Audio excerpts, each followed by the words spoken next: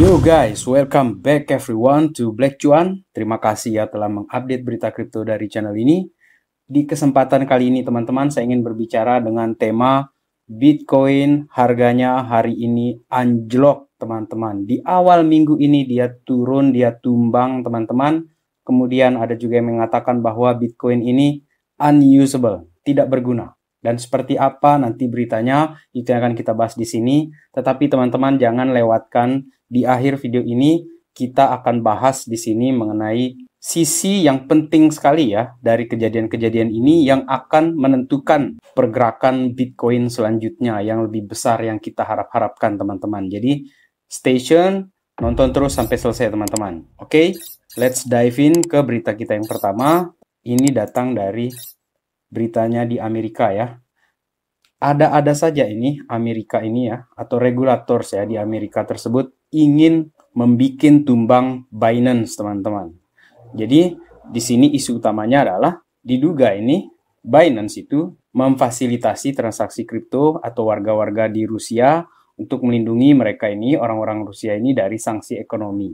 Padahal sebelumnya Binance ini itu sudah sangat kooperatif teman-teman. Dia memblokir ini untuk akses kripto orang-orang Rusia terutama ya, yang punya pengaruh politik atau yang dianggap sebagai penjahat lah oleh Amerika seperti itu teman-teman. Tetapi karena kemesraan BRICS ya teman-teman, BRICS itu kan ada Cina di dalamnya dan Changpeng Zhao ini kan orang Cina. Jadi menurut saya sangat-sangat empuk kalau dijadikan sasaran ini si Changpeng Zhao. Meskipun kita tahu teman-teman, Changpeng Zhao sendiri sudah menyatakan dengan tegas bahwa saya tidak ada kaitannya dengan pemerintahan Cina. Saya ini berada di ekosistem yang murni terdesentralisasi dengan exchange yang melayani orang-orang dari mana saja, katanya si Changpeng Zhao teman-teman. Tetapi di dalam politik apa saja bisa dipermainkan teman-teman, bahkan termasuk di sini nasib-nasib dari para investor yang termasuk juga warga Amerika itu sendiri teman-teman. Yang mana seharusnya politik aja lah, perang aja lah, kok dilibatkan ini kan si Bitcoin ataupun si Binance di sini teman-teman. Seharusnya itu tidak. Tetapi ya memang di dunia nyata seperti itulah kenyataannya teman-teman. Dan untuk secara harga teman-teman ya, untuk Bitcoin ini, dia ini tembus dasar dari pennant ini teman-teman ya. Dan support berikutnya itu berada di 27.200. Kalau dia tembus lagi support ini tidak terjadi pemantulan, maka sepertinya kita akan melihat harga Bitcoin berada di support yang berikutnya di 25.200 dolar teman-teman. Tentu kita tidak menginginkan hal ini terjadi, tetapi apabila memang inilah skenario yang berlaku di dalam minggu ini teman-teman atau minggu depan, kita jangan melihat dari sisi yang negatif saja ya. Kita lihatnya juga dari posisi yang positif ya. Sisi yang positif maksud saya, ya sepertinya akan ada diskon-diskon seperti itu, terutama altcoins yang kita jagokan, yang ingin kita bawa ke bull run yang akan datang tersebut teman-teman, maka itu adalah momen untuk tambah muatan. Ini dari apa yang saya lihat, dan bukan juga ini financial advice untuk teman-teman. Tetap kalian ingin membeli koin itu harus melakukan riset secara mandiri teman-teman, karena koin kita boleh beda, meski beda koin kita bisa cuan berjamaah nanti di masa yang akan datang ketika bull run itu terjadi teman-teman, dan akan kita bahas di akhir video ini seperti apa nanti ya. Kemudian teman-teman, sekarang ini ingin saya bahas di sini ya mengenai BRC20 dan kenapa dikatakan bahwa ini Bitcoin kok tidak berguna seperti itu. BRC20 ini merupakan semacam extension ya di dalam jaringannya Bitcoin atau di atas jaringannya Bitcoin yang bisa membantu untuk mencetak atau minting ya meme coin. Dan gara-gara meme coin yang kebanyakan ini, Bitcoin network ini itu sampai terjadi overloaded lah kita bilang ya.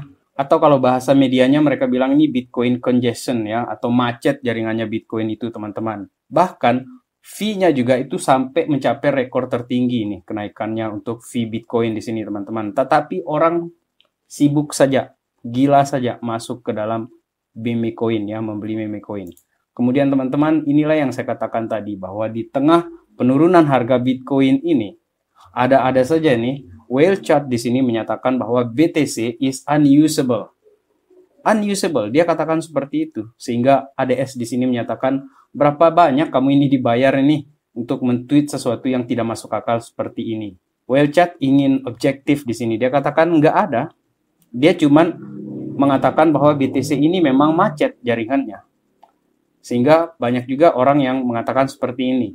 Bagaimana dengan mass adoption? Baru meme coin aja ini sudah seperti ini macetnya Bitcoin katanya. Jadi sebenarnya si Whale Chat di sini teman-teman ya, dia ini orang yang sudah membeli Bitcoin, sudah menjual Bitcoin, dan ini nunggu mau beli Bitcoin di harga murah. Makanya dia nge-tweet sembarangan seperti ini ya. Ini menurut saya di sini teman-teman. Kemudian si Bitcoin ini juga gara-gara macet itu ya menyebabkan Binance ini sampai harus mempause withdrawal. Dan di Binance sendiri itu ya ada 400.000 transaksi yang tidak terkonfirmasi di sini teman-teman.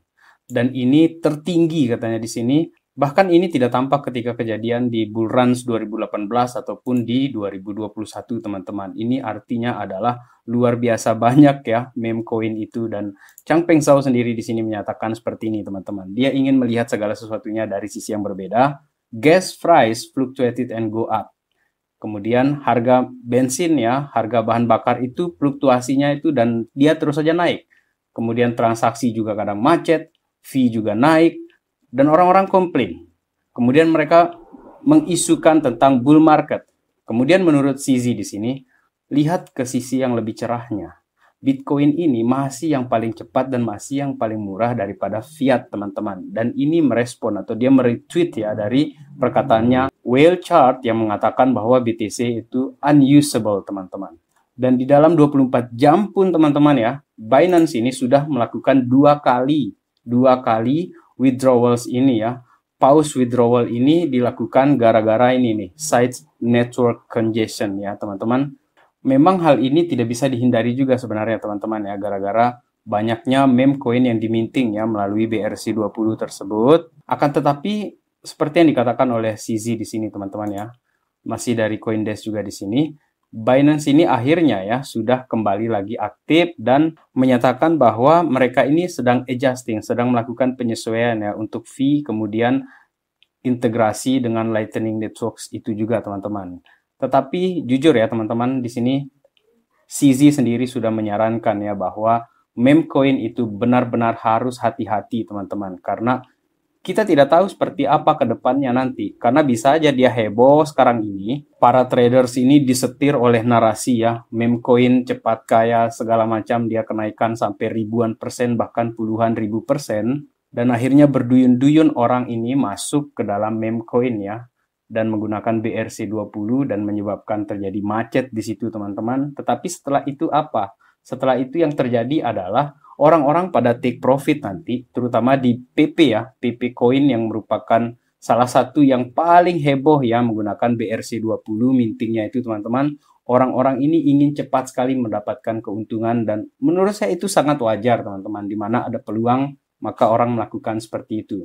Akan tetapi menurut saya lebih bijak kalau misalnya kita tetap berwaspada dan tetap melakukan perhitungan-perhitungan yang bisa kita antisipasi kalau terjadi kerugian atau terjadi dump besar-besaran seperti itu teman-teman ya. Dan terakhir di sini teman-teman, seperti yang saya janjikan, yang ingin saya bahas itu adalah look at the bright side katanya si Changpeng Zhao, kita melihat ke sisi yang lebih cerahnya dari kejadian-kejadian ini. Menurut saya, fenomena hebohnya meme coin ini ya, itu ada masanya. Sama seperti yang terjadi di AI kemarin itu juga heboh semua dengan koin AI. Sama juga halnya dengan narasi koin-koin Cina. Heboh semuanya. Tetapi pada akhirnya, dia akan mencapai masa jenuhnya dan akan turun. Dan orang-orang akan mencari narasi lainnya. Dan sekarang, untuk narasi yang long term di sini, ini yang menariknya teman-teman ya. Excellent trade. Ini merupakan trade yang sangat-sangat excellent katanya trader Alan di sini. Ini berkaitan dengan korelasi ya pergerakan harga Bitcoin itu dengan pemilihan Presiden Amerika. Di beberapa video saya sebelumnya saya sudah menyatakan ya bahwa ada dua event besar yang akan mempengaruhi harga Bitcoin habis-habisan besar-besaran di tahun 2024, yakni halving dan pemilihan Presiden Amerika. Dan di sini ada trade dari Aditya Siddhartha Roy yang sangat-sangat bagus katanya dia di sini, dan kita langsung saja ya ke trade-nya dia. Di sini dikatakan ya bahwa apakah kalian tahu ketika bull run itu dimulai dan bagaimana kaitannya dengan presiden election di Amerika. Dan ini thread dari 2012 teman-teman, dia menganalisa dan berdasarkan data juga yang dia tampilkan di sini ya. pre-president election di tahun 2012 itu Bitcoin tumbang 52%. Kemudian terjadi MACD bullish crossover, kemudian crossover lagi di all major EMA-nya ya, dan post-president election ya teman-teman, ketika itu terjadi bull run setelah pemilihan presiden tersebut terjadi 11.800% pump teman-teman. Ini di tahun 2012. Kemudian kita beranjak ke tahun 2016 teman-teman, ketika saat itu ya pre-presidential election itu terjadi drop 41% di Bitcoin, dan sama seperti di 2012 MACD kemudian all major EMA-nya juga terjadi bullish crossover seperti kita bisa lihat di gambarnya di sini teman-teman ya. Dan apa yang terjadi setelah presidential election itu bull runs terjadi 2.800% pump teman-teman. Kemudian yang ketiga di sini adalah yang baru terjadi di 2020 ketika presidential election itu terjadi dan Joe Biden menang di sana teman-teman. Ternyata ada drop harga Bitcoin di sana di pre-presidential election itu 22% tumbang harganya Bitcoin di sini teman-teman. Kemudian MACD dan all major EMA juga terjadi bullish crossover di sini teman-teman. Dan akhirnya apa yang terjadi di tahun 2021 pasca pemilihan presiden tersebut terjadi bull run 410% pump teman-teman. Dan apa yang akan terjadi di 2024 ini teman-teman ya, selain kita bicara halving yang akan terjadi nanti di sana, di sini di tahun 2024 ini ada ekspektasinya dia itu akan terjadi hal yang sama. Jadi kita bersiap-siap saja dengan skenario yang akan kemungkinan terjadi seperti ini teman-teman. Kita tidak tahu apakah ini benar akan terjadi, tetapi saya senang dengan sudut pandang dari Aditya Siddhartha Roy di sini teman-teman ya. Ada kemungkinan harga Bitcoin ini masih mungkin akan ngepam dulu sampai 40k atau 40-an ribu ya. Kemudian drop lagi nanti 25-30% sebelum terjadinya pemilihan presiden. Dan akan terjadi lagi hal yang sama seperti di tahun 2012-2016. MACD-nya bullish crossover dan entah keberapa nanti itu kita akan lihat ya ngepamnya itu apakah nanti 450% pump.